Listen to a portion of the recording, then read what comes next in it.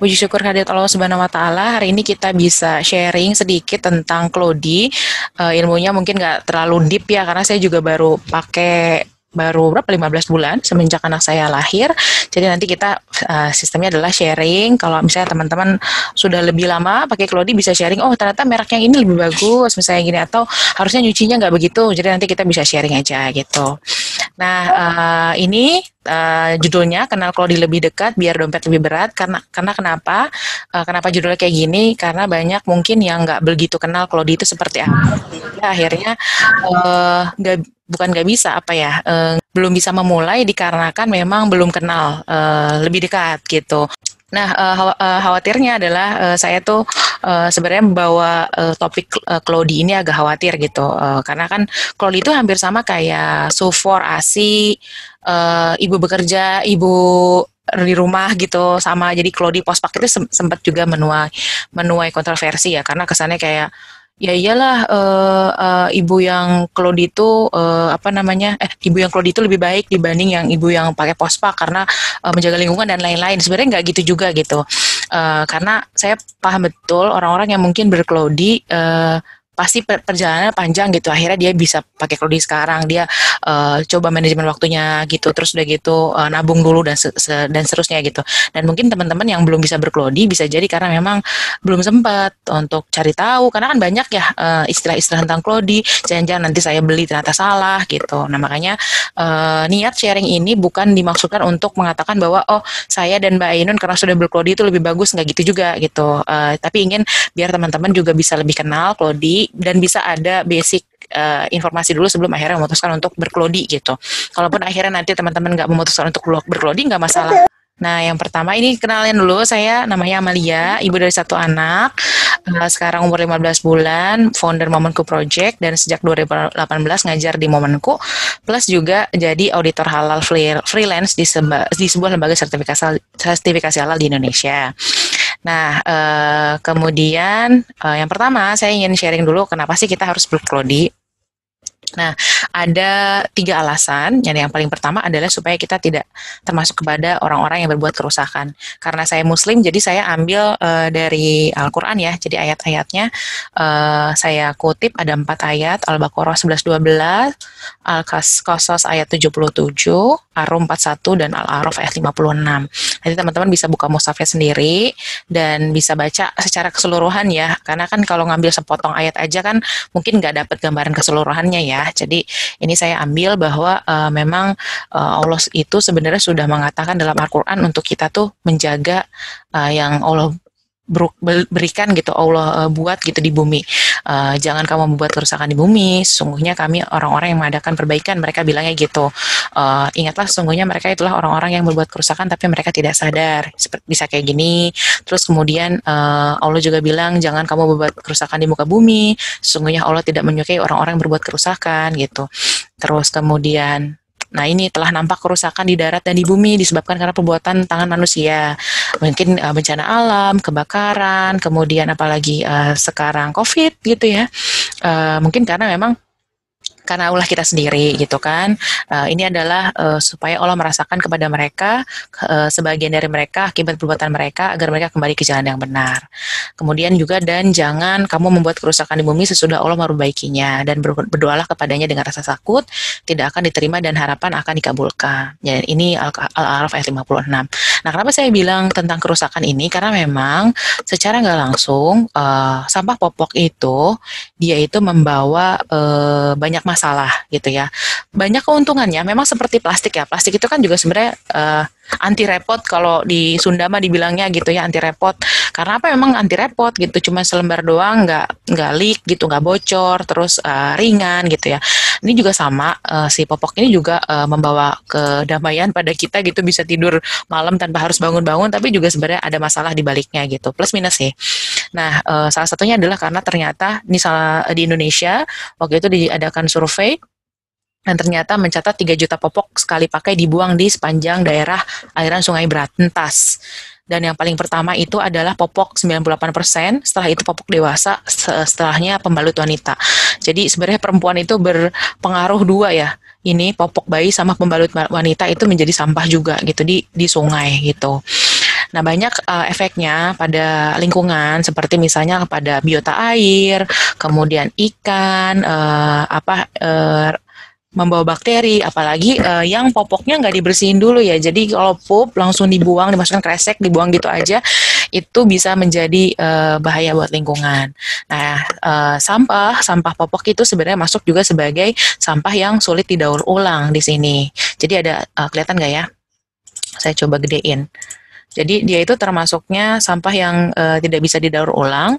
Dia tuh yang pertama adalah popok sekali pakai, masker medis sekali pakai, tisu basah, styrofoam, pembalut sekali pakai, dan tekstil.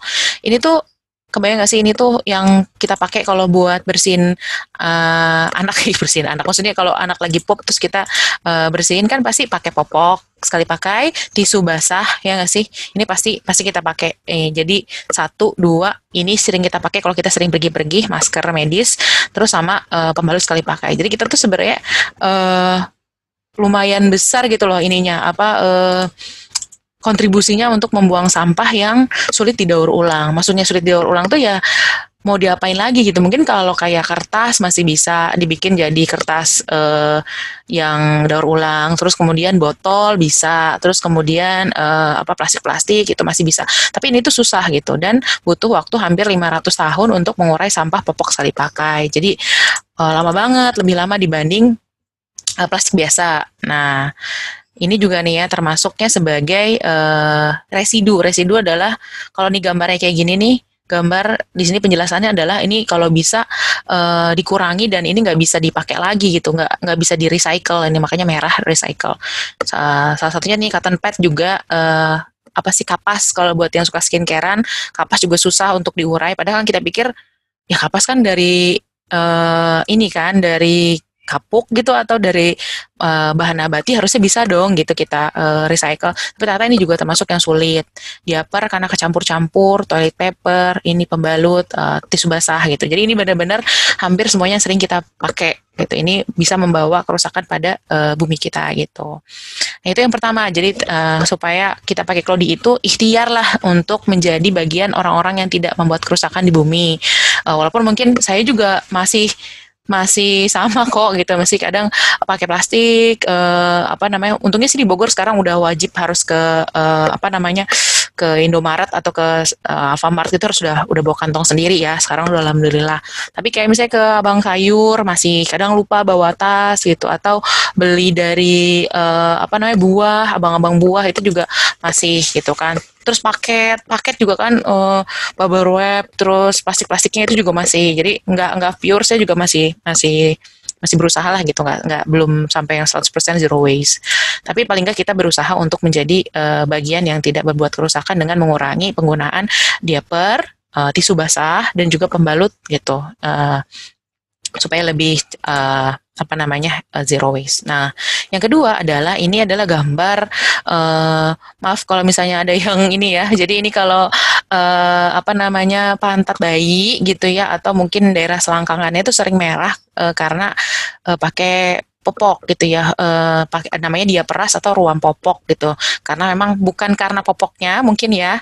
Kalau saya baca-baca dari sharing dokter spesialis kulit dan kelamin, beliau bilang itu tuh bukan karena popok, tapi karena terlalu lama pakai popok. Jadi kalau baru sebentar mungkin nggak masalah gitu ya. Kenapa kelamaan? Kelamaan pakai itu kontak sama urin, kontak sama tinja, gesekan, kan dia ada kayak bagian karetnya gitu ya. Kalau terlalu ketat ukurannya kurang pas, kalau kegedean bocor, kalau kecilan dia ketat dan akhirnya gesekan dan perih gitu dan merah. Kalau kita pakai celana dalam terlalu sempit juga kan suka gatal-gatal ya, ini juga sama. Terus iritasi terhadap produk tertentu, misalnya tisu basahnya dia pakai pewangi atau mungkin pakai bedak, padahal sebenarnya kan nggak perlu pakai bedak ya. Itu jadi akhirnya iritasi merah-merah. Termasuk juga sabun, itu ada beberapa anak yang memang agak sensitif gitu. Nah, ini adalah ancaman di balik praktisnya popok sekali pakai. Jadi popok itu sebenarnya kan dibuat ada tambahan bahan kimianya, seperti contohnya yang paling gampang itu adalah ininya, penyerap gelnya dari sodium poliakrat SAP. Ini bisa mengandung senyawa SAP sebelumnya digunakan untuk pembalut, namun karena menyebabkan sindrom toxic shock syndrome maka dilarang digunakan. Ini jadi penyerap gelnya ini dari bahan yang dia bisa menimbulkan iritasi kulit kalau misalnya memang dipakai terlalu lama. Jadi memang poinnya adalah jangan lupa mengganti popok secara reguler. Kalau misalnya ada pewangi, mungkin fungsinya adalah untuk menutupi bau feses supaya nggak terlalu bau gitu. Terus plastiknya, jenis plastik yang dipakai, sama ini senyawa dioksin. Nggak semuanya ada, jadi mungkin memang kita kalau mau beli popok sekali pakai, cocok-cocokan. Ada yang mungkin merek A langsung cocok, ada yang harus yang mahal dulu baru bisa anaknya nggak ruam popok gitu. Tapi poinnya adalah kalau pakai Cloudy itu lebih kurang less risk gitu, resikonya lebih sedikit untuk ruam popok karena memang dia dari kain gitu, dan dia diganti maksimal 2 jam 2-3 jam karena memang daya tahannya nggak lama ya, dia sebentar juga udah basah gitu, 2 jam 3 jam udah basah, harus diganti.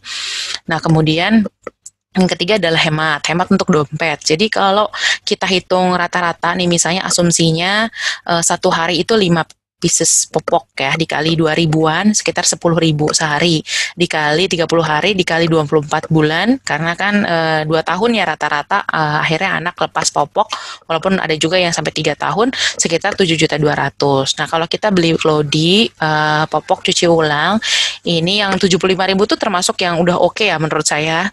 Nggak harus yang mahal-mahal banget yang dari luar nih, yang lokal nanti mungkin dijelasin sama Mbak Ainun. Yang lokal 75.000 juga udah lumayan bagus. Beli 15 buah ini udah cukup ya untuk memulai Cloudy. 12 juga udah cukup sebenarnya. Ini 1 juta. Emang agak kelihatannya kok gede banget ya, daripada saya cuma beli 2 ribuan gitu kan, sehari 10.000. Tapi ini ya dibandingin aja 7 juta sama 1 juta, ini kan jauh banget ya. Nah mungkin berat untuk mengumpulkan langsung 1.100.000 atau 1,2 lah. Ini teman-teman bisa mensiasatinya dengan mulai menabung sejak mulai hamil, itu kan ada 9 bulan ya, jadi ntar sisanya cuma tinggal sebentar untuk ngumpulin kekurangannya. Yang kedua bisa ngambil dari dana THR. THR itu maksudnya ya kalau pas lagi Idul Fitri gitu, jangan semuanya kalau ada planning nanti pengen pakai Cloudy, diambil tuh misalnya sekitar berapa persen ditabung untuk beli Cloudy gitu. Atau bisa pre-love barang bayi yang dikasih double. Biasanya kan sering tuh pas lagi kita lahiran dapat misalnya dapat bouncer 2 gitu, dapat gendongan 2, atau mungkin dapat yang rada mahal misalnya pump breast pump atau pompa menyusui 2 misalnya gitu. Nah kita bisa pre-love 1 gitu, yang satunya terus dipakai Cloudy gitu. Kalau buat saya pribadi sih yang kayak gitu nggak masalah ya. Mungkin orang kayak ngerasa nggak enak kan itu dikasih gitu. Tapi daripada itu nggak kepake, kan mungkin dia akan lebih merasa kepake, lebih ngerasa senang kalau barangnya bisa kepake kan. Jadi kita bisa jual 1 dan dibelikan untuk barang yang lain yang akan akhirnya ntar ujung-ujungnya kepake juga buat anak kita. Terus bisa minta juga wishlist hadiah. Jadi kalau untuk teman-teman yang terdekat gitu, lo mau hadiah apa? Kita bisa bilang saya pengen hadiah ini gitu, hadiahnya Cloudy, itu bisa.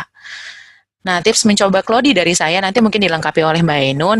Jadi teman-teman bisa kombinasikan Cloudy yang murah dan mahal. Contohnya saya nih pas lagi awal banget berCloudy, saya beli 5 merek. 5 apa 4 ya? 4 merek. Yang pertama Babyland, terus ada Gigi, GG, Little Hippo, dan EcoBoom. EcoBoom sekarang udah nggak diproduksi lagi. Kalau GG sama Babyland sama Little Hippo masih ada. Ini kayaknya lokal ya. Nah ini saya pakai yang ini buat siang hari, karena apa? Karena dia tipis dan harganya murah banget, 16.000. Ininya doang ya, covernya doang. Terus kemudian GG 53, ini 60, ini tengah-tengah lah. Ini kan mahal banget ya. Nah, kita bisa pakai yang yang daya serapnya tinggi, itu bisa buat malam hari. Sementara yang tipis-tipis kayak gini bisa buat siang hari gitu. Karena kan malam mungkin kita bisa ketiduran dan hawarnya nanti bocor. Nah, terus teman-teman bisa mulai dari sedikit dulu, nggak usah banyak-banyak. Jadi misalnya 3 biji aja. Ini 1 atau 2 lah, ini 2, terus yang ini 1 gitu. Yang ini dipakai buat mungkin pagi-pagi setelah mandi gitu ya, yang ini ntar siang-siang, misalnya seperti itu. Ntar nyobanya terus ini 50-50, pagi sore pakai Cloudy, malamnya pakai Postpak, misalnya begitu. Itu contohnya tips pakai Cloudy. Jadi jangan terlalu pikiran 12 mahal banget gitu, nggak cocok semua lagi gitu kan. Nah jadi mendingan beli aja 3 biji, 3-tiganya beda merek, terus cobain cocok-cocokan yang mana gitu. Terus nanti kalau udah cocok baru makin hari, makin bulan makin nambah gitu. Bisa juga ini setelah wow sharing ini kita coba bisa aksi namanya celengan Cloudy, misalnya 3.000 per hari. Kalau sehari 3.000 berarti kan sebulan 90.000 ya. Itu udah bisa beli ini nih yang GG, yang GG ini favorit saya sih termasuknya. Dulu 53.000, sekarang udah 76.000. Ini bisa beli 1 itu tiap bulan nabung satu gitu. Jadi jangan nunggu 1,2 juta dulu untuk akhirnya mencoba berkelodi gitu ya. Hashtag coba aja dulu seperti Tokopedia, mulai aja dulu gitu. Nah kalau misalnya ada pernyataan, tapi saya udah beli kelodi malah salah ukuran, kok kekecilan, kok kegedean gitu. Nah ini mungkin nanti dibahas oleh Mbak Ainun ya. Selamat mendengarkan penjelasan dari Mbak Ainun.